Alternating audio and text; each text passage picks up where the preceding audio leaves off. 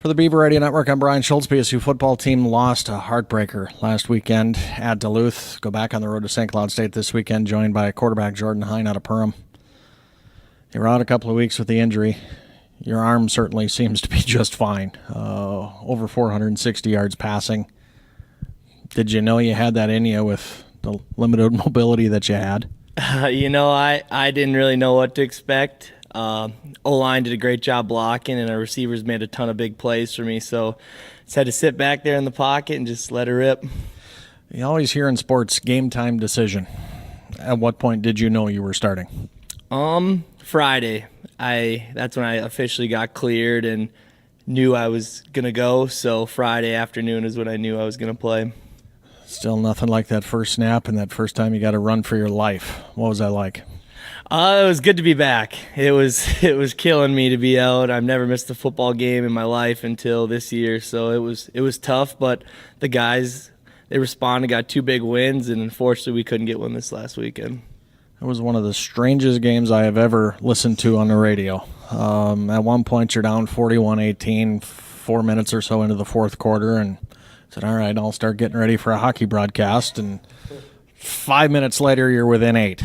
What was that fourth quarter like? It was a circus. It was wild. I mean, we were putting up points. They were still scoring. I mean, it was just relentless. I mean, I think they said 49 total points scored in the fourth quarter alone. So it was wild. I don't really know how to describe it.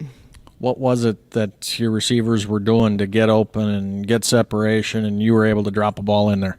A lot of the coverage stuff they did, they gave us a lot of man coverage looks on the back side of things, so we knew if we had time, it'd be one-on-one and just got to give our guys a chance.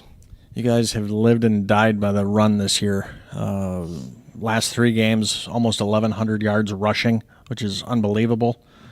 You got about 60 last week. You knew that their secondary was maybe a little vulnerable, but did you know 60 yards was going to be all that you'd get?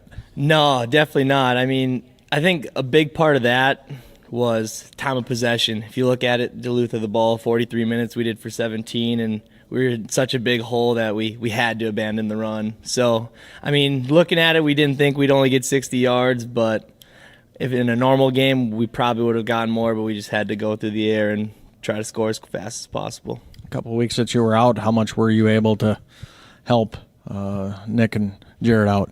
I just tried to help as much as I can. I didn't want to overload them with too much stuff. I just gave them little insights from being out there and stuff like that. But they played really well for the time in there, and I couldn't be more proud of those guys.